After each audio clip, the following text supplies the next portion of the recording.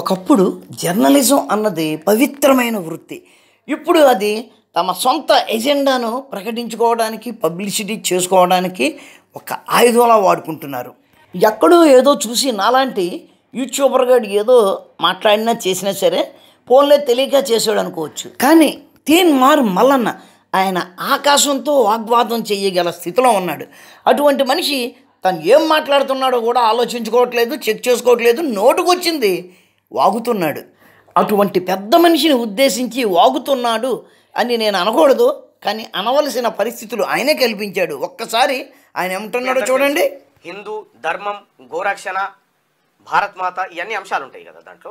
అంటే వాళ్ళు చెప్తా ఉంటారు కదా, ఏ అన్న భారత్ మాతాకి జై అన్న నినాదం మీకు ఉండదా అన్న? సరే ఉంటే ఏమైంది?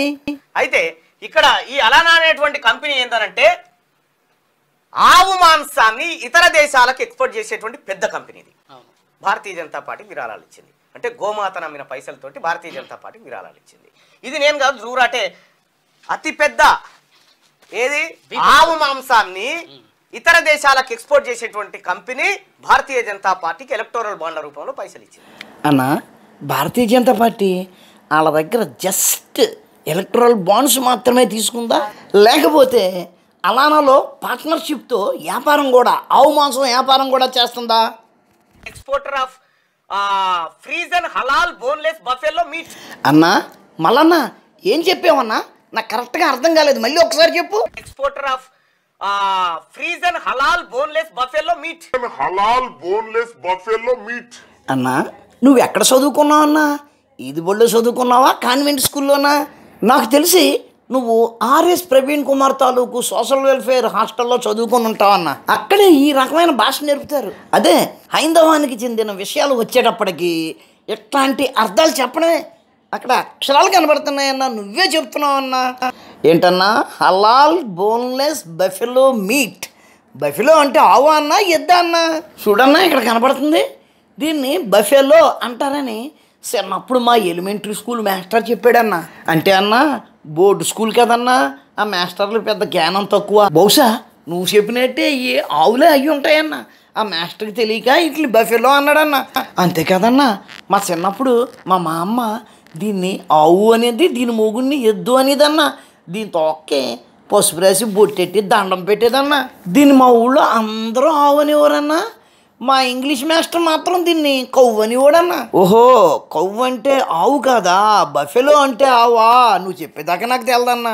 అన్నా మల్లన్న, ఇంతకీ బఫెలో అంటే ఆవు అని నీకు చిన్నప్పటి నుంచి తెలుసా, ఈ మధ్యన ఎవరన్నా చెప్పారా? ఇది నేను కాదు, జూరాటే. ఇది నేను కాదు, జూరాటే. ఇది నేను కాదు, జూరాటే. ఇదేంటన్నా? నేను కాదు, దొర్రాటే కూడా ఇదే అన్నాడంట. దొర్రాటే అంటేనే అది కరెక్టా? నువ్వు చెప్తే కరెక్ట్ కాదా? నువ్వు చెప్తే మేము నమ్మవా? దీన్ని దొరాటే ఆవు అన్నాడు కాబట్టి ఇది ఆవు అయిపోద్దా? అను మళ్ళను ద్రోరాటే అండవు ఏంటి మళ్ళన్నా? నువ్వే అను, ఇది ఆవు అను. ఎవడ కాదంటాడు, నేను చూసుకుంటాను. వీడు దొన్నపోతును పట్టుకొని ఆవు అంటున్నాడు, గేదెను పట్టుకొని ఎద్దు అంటున్నాడు.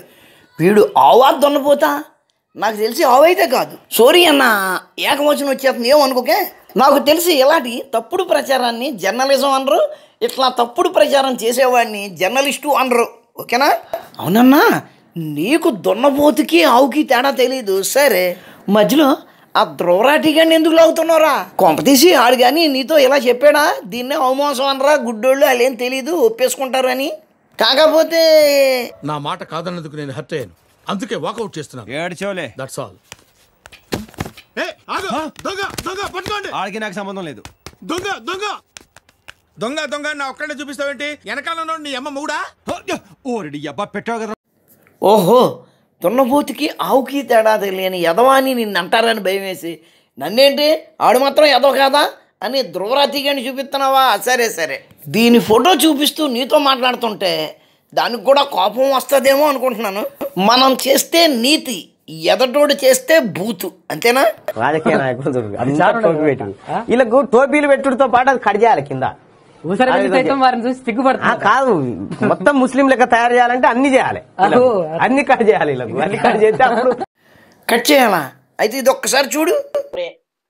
देश में अल्लाह का जो बेटा है, बेटी है, सब लोग अच्छे रहना और मुसलमान और हिंदू गंगा जमुना तहजीब जैसा मिलके इस देश को आगे बढ़ाने के लिए ఆ రాజకీయ నాయకుల్లాగే నువ్వు కూడా అదే యాక్షన్ వేసావు అంటే నీకు కూడా కచ్చేసారా కిందన ఏంటంటావు చిన్నప్పుడే చదువుకునేటప్పుడే స్కిన్ స్పెషలిస్ట్ కచ్చేసాడా ఆడి దగ్గరికి కిందకి వెళ్ళు ఓహో కుక్కర వ్యాధ సరే సరే చేతికి మైకు దొరకగానే పెతోడు గౌతమ బుద్ధుడైపోయి నీతి సూత్రాలు చెప్తుంటాడు గాలి కబుర్లు చెబుతుంటాడు ఎదటోడు తురకల పండక్కి తురకల యాసం వేసుకుని హ్యాపీ ఈద్ ముబారక్ అన్నాడు అనుకో ఆడిని మనం అవమానపరుస్తాం హీనపరుస్తాం మరి అదే పని మనం చేసినప్పుడు ఆ విషయం గుర్తుకురాదు అది మిత్రులారా ఈ అర్బన్ నక్సల్స్ ఎన్ని అబద్ధాలు చెప్పైనా సరే బీజేపీని మోడీని బ్యాట్ చేయాలి అదే వీళ్ళ జీవిత లక్ష్యం కోర్స్